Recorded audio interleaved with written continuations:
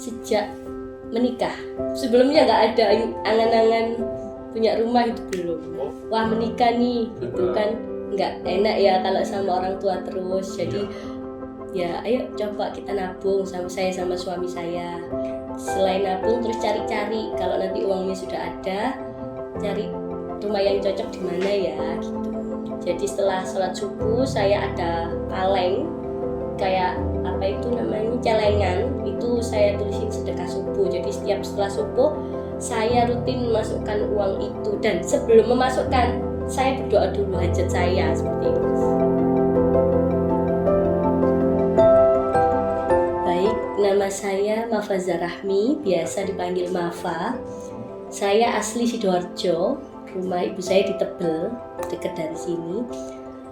Keseharian saya seorang guru. Saya guru di MI swasta, MI Muslimat NU Pucang Sidoarjo. Usia saya saat ini 27 tahun. Sejak menikah. Sebelumnya nggak ada angan-angan punya rumah, itu belum. Wah, menikah nih gitu kan nggak enak ya kalau sama orang tua terus. Jadi ya ayo coba kita nabung sama suami saya. Selain nabung terus cari-cari, kalau nanti uangnya sudah ada, cari rumah yang cocok di mana ya gitu. Jadi kurang lebih 2,5 tahun sejak saya menikah itu cari rumah. Hampir setiap hari saya pulang kerja, kan pulangnya jam 5, mulai pagi sampai jam 5 lah. Biasanya habis maghrib saya suami itu cari makan. Nah pas cari makan itu pasti ada tempat yang kita cari, entah lihat di desa-desa cari tanah kosong, lihat perumahan-perumahan yang di wilayah Sidoarjo gitu, hampir setiap hari. Tapi ya gitu, oh bagus ya bagus, tapi kayak nggak klik gitu loh. Terus 2,5 tahun, hari Minggu, hari libur juga gitu, ayo jalan-jalan, lihat-lihat gitu, barangkali ada yang cocok walaupun belum ada uangnya. Jalan-jalan ya gitu, lihat-lihat, oh bagus ya bagus, tapi kayak nggak ada apa ya, nggak ada feeling gitu loh. Terus akhirnya saya kan sering lewat jalan depan Emerald sini, jalan raya. Saya kesini tuh mesti setiap kesini kan habis maghrib itu nggak ada orang, jadi nggak ketemu siapapun di sini, sepi. Terus di kantornya itu juga kosong, di kantor marketingnya tuh kosong. Oh ya udah, jadi saya nggak dapet info sini. Itu tahun pertama. Tahun kedua kesini lagi masih kosong lagi, saya nggak ketemu siapa-siapa. Jadi oh gak jodoh berarti, pikir saya, sama sini nggak jodoh. Soalnya setiap kesini nggak ketemu siapa-siapa, nggak ketemu kayak marketingnya, nggak ketemu siapa-siapa. Pokoknya nggak punya info tentang Emerald ini. Tapi setiap saya lewat sini, depan jalan raya sini tuh, dalam hati saya itu kayak berdoa gitu loh. Semoga suatu saat saya bisa punya rumah minimal kayak di Emerald ini gitu. Saya doanya gitu. Hampir setiap lewat sini kan sering kan kemana gitu, sering lewat sini. Itu dalam hati cuma gitu aja.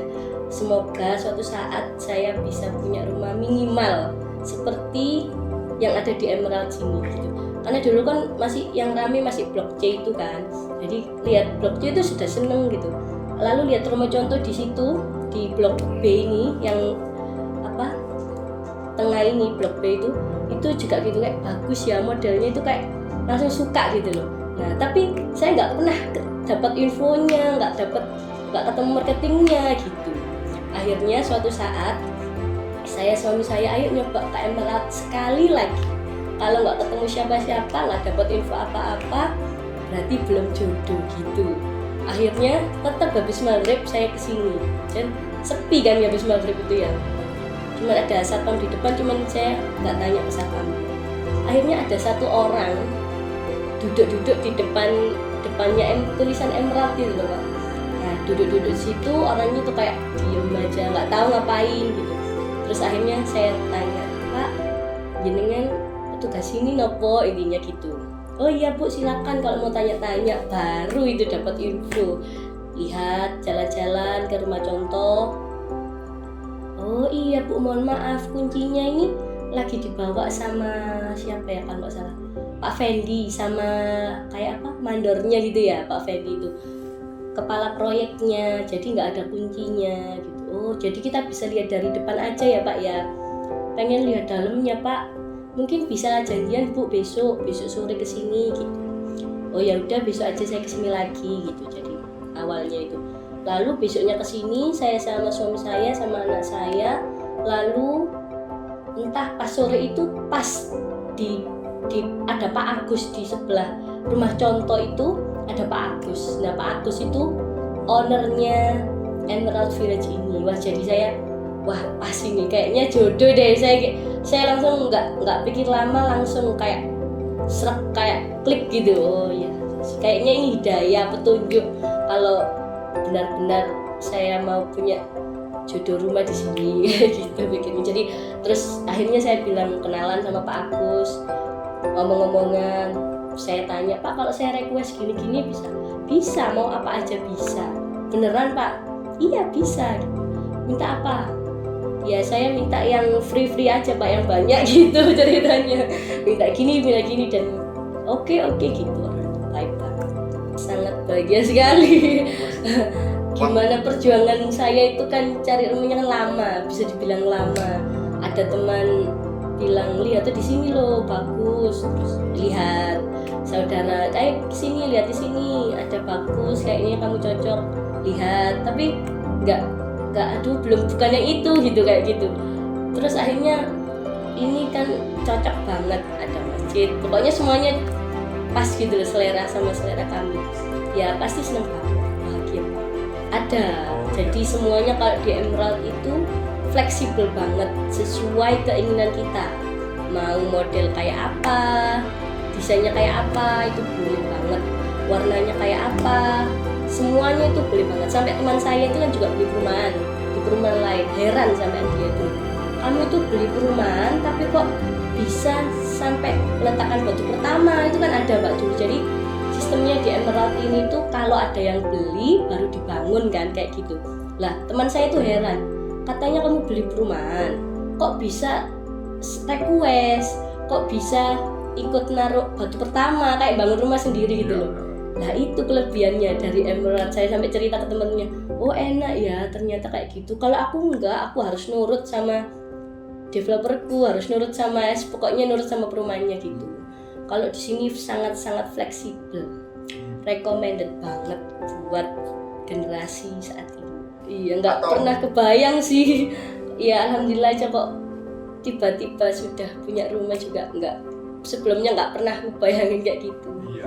Saya pas masukin rumah kan ada kayak tasyakuran gitu kan. Hampir semua orang yang ke rumah saya itu pasti bilang, oh luas ya, berapa ini ukurannya gitu. Padahal sama perumahan yang lain kan sama ukurannya 90, tapi mereka itu kayak ngerasanya itu kayak lebih besar, lebih luas, terus kayak enak gitu loh Pak gitu. Jadi hampir semua orang yang bilang itu besar dan bagus terus luas gitu, padahal ya biasa aja ukurannya kayak ukuran-ukuran yang lain 90. Tapi karena pemilihan warna mungkin dan desainnya itu jadi kelihatan luas gitu. Terus sampai sama bangunannya itu dipuji-puji sama saudara, sama teman-teman, ini perumahan ya, tapi kok kalau dilihat dari kayak apa ya bangunannya, kalau orang yang tahu bangunan ya itu kayak apa istilahnya, siku gitu. Jadi istilahnya tuh kayak biasanya perumahan itu nggak gini loh, tekstur temboknya atau apalah gitu. Ini kelihatan bagus gitu. Sampai saya pernah sekali tuh ngajak tetangga saya yang tukang, coba lihatin rumahku itu bangunannya opo, temenan tak tukangi, saya bilang gitu kan, sempat ayo lihatin ikut aku gitu. Waktu belum penyerahan masih bangun kan dia orang tahu bangunan. Terus saya ajak ke situ, ke rumah itu belum selesai, masih proses, orangnya gini-gini aja, wapik gitu intinya gitu. Sing temen Cak, saya bilang gitu. Iya wapik temen-temen kenceng, terus pokoknya intinya bagus gitu. Wis api gitu. Gak komen apapun, cuma bilang api. Padahal dia itu orangnya cerewet biasanya kalau di rumahnya itu kalau ada apa-apa itu biasanya cerewet. Lo diminit no. Tapi waktu lihat rumah saya itu enggak, komennya itu api terus dipegang-pegang gitu sih. Terus sempat juga waktu saya masang gorden ya, ini gorden kan dikasih gorden di jendela-jendelanya. orangnya itu bilang, yang kan ngebor kan gorden itu, Bu, ini temboknya beneran Bu, gitu intinya. Maksudnya Pak, atos gitu kan, dibor kan susah kan. Biasanya kalau perumahan-perumahan lain itu kalau dibor atau dipaku atau diapal itu susah. Jadi gampang kalau yang lain. Lah kalau emerald ini tuh benar-benar kualitasnya itu bagus. Tuh dari pengakuan orang yang masang gorden saya. Kayak gitu. Saya juga pas masang kayak aksesoris dinding itu, ya apa ini masangnya gitu, nggak bisa maku sendiri tuh loh. Saking padatnya itu mungkin ya, saya nggak paham tembok-tembok apa gitu. Ada saudara saya itu Pak, orangnya itu jaim banget. Intinya itu dia itu jarang memuji sesuatu atau seseorang, jarang banget memuji sesuatu. Tapi entah pas ke rumah saya itu muji kayak gak apa-apa tuh orang itu gitu. Maaf ya. Jadi kayak tumben sih orang ini kok kayak gitu, berarti beneran ya gitu. Padahal saya nggak bilang apapun. Dia ke situ itu kayak mendeskripsikan rumah saya gitu.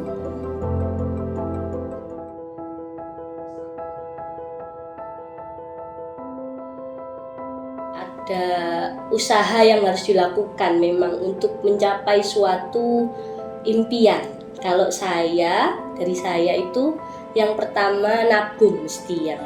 Dari gaya hidup kita dikontrol, akhirnya kita bisa menabung buat beli rumah, itu yang pertama. Yang kedua pasti usaha, doa.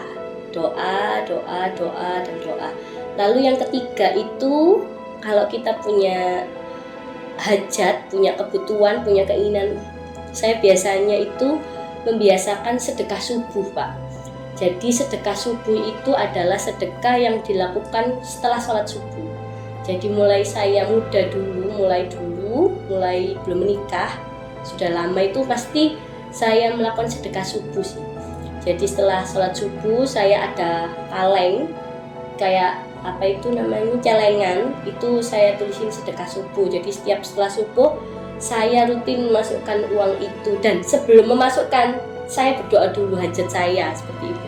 Jadi kalau kita punya hajat apa, setelah subuh, setelah sholat berdoa, berzikir, lalu ambil uang dimasukkan ke kotak itu. Nanti entah di akhir bulan, biasanya di hari Jumat itu, uang tersebut saya distribusikan kepada, entah dibelikan makanan buat orang-orang yang di jalan, entah dikasihkan siapa, pokoknya uang itu dibuat kepada orang lain intinya gitu.